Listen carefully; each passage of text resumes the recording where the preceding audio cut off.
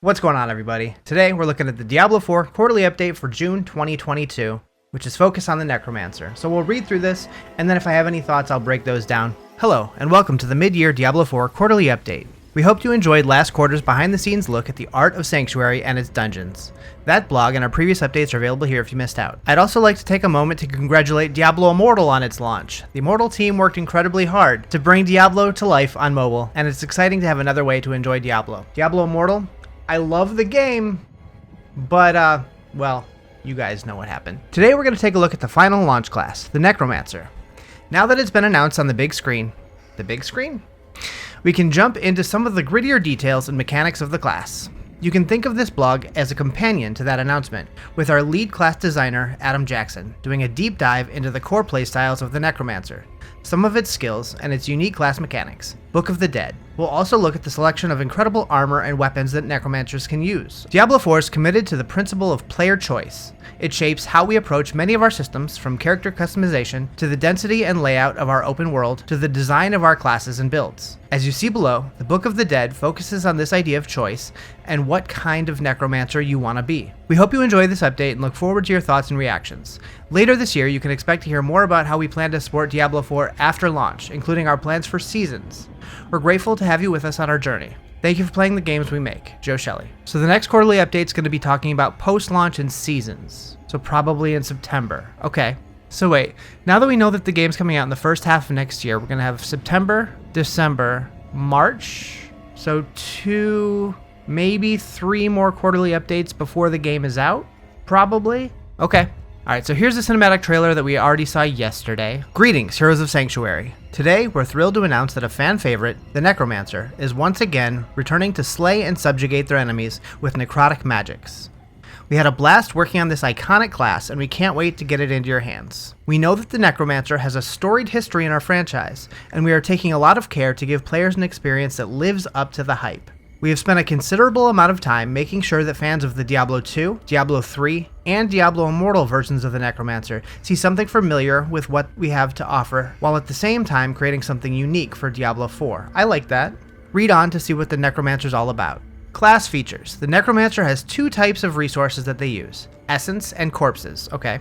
Essence is their primary resource, which restores itself automatically at a slow rate, so basically their mana. Using basic skills on the Necromancer will also grant Essence, allowing them to cast their skills more often. Corpses, on the other hand, are the leftover remains of enemies who die near the Necromancer. These remains can be used to summon skeletal minions or to power various other skills such as Corpse Explosion, okay? In addition to appearing when enemies are killed near the Necromancer, corpses can also be generated via various effects, giving you additional control over how often you want to interact with them. While there will be plenty of corpses at the baseline level, we're aware that some players will want to lean into this resource, and as a result have included plenty of options to ensure that they're not left wanting.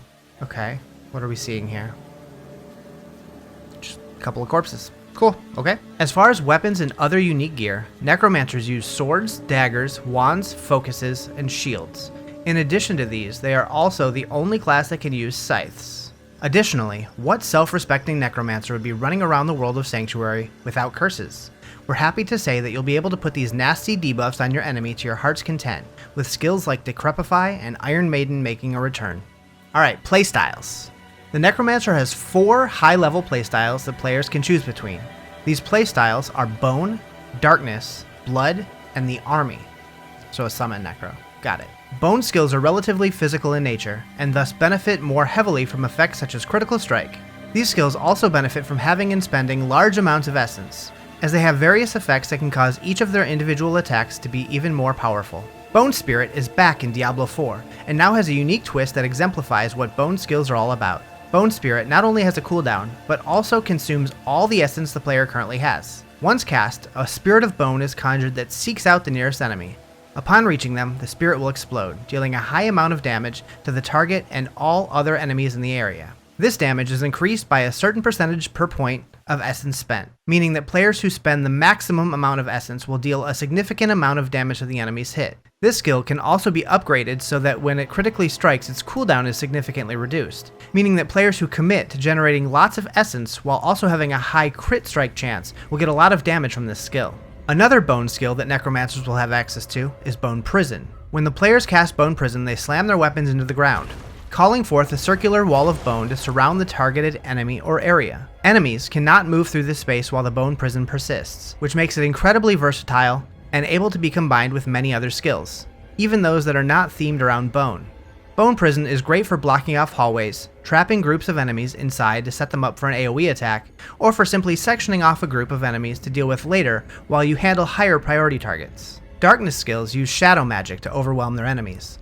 These kinds of attacks tend to be dot-based, or attack multiple targets in a short window, with various benefits and rewards being granted for damaging enemies in this way. Darkness skills also tend to have various debuffs and crowd control elements so that they can keep their enemies at bay while they die a slow, painful death. Decompose is a basic darkness skill that allows you to channel dark magic onto enemies, dealing damage to them while also generating essence. Unlike other basic skills, Decompose also periodically summons corpses, making it much easier to ensure that you have a steady supply on hand to use for summoning skeletons. Another darkness skill is Blight. Blight launches a ball of dark energy in a direction. Upon hitting an enemy or expiring, it deals an explosion of damage while leaving behind a defiled area, dealing periodic damage to enemies inside over time. This skill deals a high amount of damage to enemies who are standing in place, whether that's due to fighting your undead minions or being contained via other skills like Bone Prison. The next playstyle is Blood. Necromancers can use the power of blood magic to siphon the life from their enemies. Not only do these skills tend to have defensive-oriented benefits, they also have many ways to turn that defense into offense for the player, empowering them and rewarding them for having large amounts of maximum health, as well as keeping their current health total high. Blood Surge draws a small amount of blood from nearby enemies to the Necromancer, that then expels a Blood Nova, dealing damage near the player's location. The damage of the Blood Nova is increased per enemy drained, which incentivizes you to be in the middle of the pack of enemies for maximum effect. Another blood skill is Blood Mist. Upon activation, the Necromancer disperses into a bloody mist, becoming temporarily immune to all damage while draining the life of any nearby enemies that they pass through. This is a universally powerful defensive skill that can give you the time you need to regroup in those dire moments where you become overwhelmed. Last up, we have the Army. As you would expect, Necromancers can summon the undead to do their bidding. We also allow players to specialize into empowering their army as much as possible, which includes various kinds of skeletons as well as the classic golem. One advantage to this method of playing is that it can easily incorporate the benefits of bone, darkness, or blood skills, allowing you to have a great deal of customization to how you want to interact with your army. As an example, we believe it'll be perfectly viable to have a player pursue a darkness-themed army build with Decompose as their basic skill to generate corpses, as there is an obvious synergy here. However, if the player wishes to generate corpses via other means, they can just as easily take a nostalgia trip to the year 2000 and just chuck bone spears at their enemies from a distance while opting for all the bone skill synergies that the Necromancer has to offer. Okay. We went through a lot of iteration on how we wanted the experience of summoning the undead to field for the player, and how much of their skill bar should be dedicated to this part of the class. To that end, we've come up with what we feel is the best possible version to ensure that players have as much customization as possible over not only their army itself, but also in which other skills they want to use to support their own unique playstyle. If a player wants to have the maximum number of summoned units possible, then they will only have to dedicate 2 buttons to their skill bar, one to raising skeletons, and the other for their golem. The Raise Skeleton button is a one-stop shop to raise all the different skeletons a player can summon, and the Golem button is used to command the golem to use a unique effect that is dependent on the type of golem that is currently active. With this setup, we found a great balance between having the necessary tools for raising and commanding a Necromancer army, while also leaving room for player expression in what additional skills they want to put on their bar. Alright, so here's a look at the army. We have 1, 2, 3, 4, 5, 6, 7 skeletons and a golem. Okay, that looks cool. Alright, next up we have the Book of the Dead. Speaking of armies, what self-respecting necromancer isn't wandering around with one? Well, actually, that might be you. While we absolutely have the full support you would expect to fulfill all your undead summoning needs, we are also giving some love to players who want a more independent playstyle. Okay, so we saw a version of this in the reveals yesterday. I feel like this looks a little bit different than what was showcased in the IGN presentation. I think it was the IGN presentation. There was so much stuff yesterday. So we see that we have a character and abilities tab. So this is like a tab in some kind of interface. And we have options for skeletal warriors, skeletal mages, and golems. So they were talking about raised skeletons. Does that summon both of these? It looks like they both have the same icon, so presumably when you summon skeletons, it does both of these. Maybe you have options to pick between them and make one more powerful, or use both and have slightly weaker versions of each, I don't know. And then we have a separate button for golems. Okay. Cue the Book of the Dead, the Necromancer's unique class mechanic.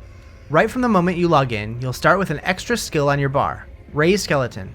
With this button, you'll immediately be able to raise undead warriors to fight by your side. In addition to this, you'll have access to the Book of the Dead. This is a space where you can customize your army, or lack thereof, with increasing options as you level your character. There are 3 customizable summons in this space: Skeletal Warriors, Skeletal Mages, and Golem. Each summon also has one of 3 specializations that you can choose from. As an example, you can have your Skeletal Warriors be Skirmishers, Defenders, or Reapers. Skirmishers are a more standard warrior but have increased damage and reduced health. Defenders have bonus health, and Reapers have slower attacks, deal damage in an AoE in front of them, and have a special wind-up attack that deals a high amount of damage. Okay, so Reapers sound the most interesting. Whether or not they are good, I don't know. In addition to this, each specialized unit in the army has unique upgrades available to them, giving you even more customization over how each unit in their army functions in their overall playstyle. These units and upgrades will have synergies with the various playstyles mentioned above, as well as add other potential ways to play. Okay, so each of the Skeletal Warrior options, Skirmishers, Defenders, Reapers, they both have one select an upgrade button and a sacrifice button. Does a sacrifice button just kill the ones that are there, or does that mean you're opting not to use that type? They'll probably go on to talk about that. In addition to all this customization, we have also added the ability for players to sacrifice different components of their army for personal benefits. Next to each unit type in the Book of the Dead is an extra option to sacrifice the ability to summon that unit in exchange for a personal permanent buff. These buffs are carefully designed and placed so that the player can mix and match having none, some, or all of the possible summoned units, while still having relevant options to enhance their build. Our goal with the system is that there should be something for everyone to be excited about. There are relevant, powerful options to choose from, whether players want to play with a full army, part of the army, or even those who wish to forego their army completely and play solo. We've had a blast playing with the system so far, and we're excited to see the various combinations that you all come up with to push your necromancers to the next level.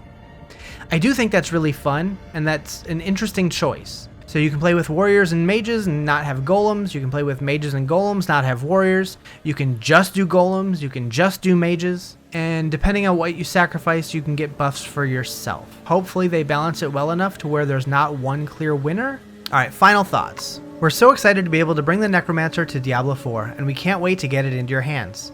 Whether you're a veteran player who's put in thousands of hours over many years, or a new adventure in the world of Sanctuary, we hope you will have a lot of fun with what we've been able to create.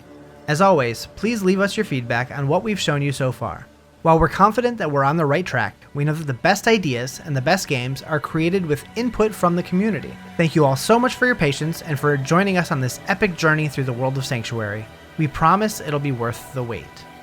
Adam Jackson, lead class designer. So overall, I think that the Necromancer does sound fun, and it does sound like they have a good balance between all the different Necromancer versions we've seen over the years. I do wish that we get to see a little bit more footage of the Necromancer gameplay. I personally haven't played a ton of Necromancer in any game. I've dabbled a little bit with the Necro in D2R and in D3, but I wouldn't say I'm a veteran Necromancer player. But if you're a Necromancer player and you plan on playing one in D4, let me know what you think down in the comments below. And I'm really excited to see this next blog that they have coming up talking about seasons. That's going to be an exciting one. So we'll probably be getting that one in September. Alright, Diablo IV. We have less than a year to wait. I'm ready. Thanks for watching.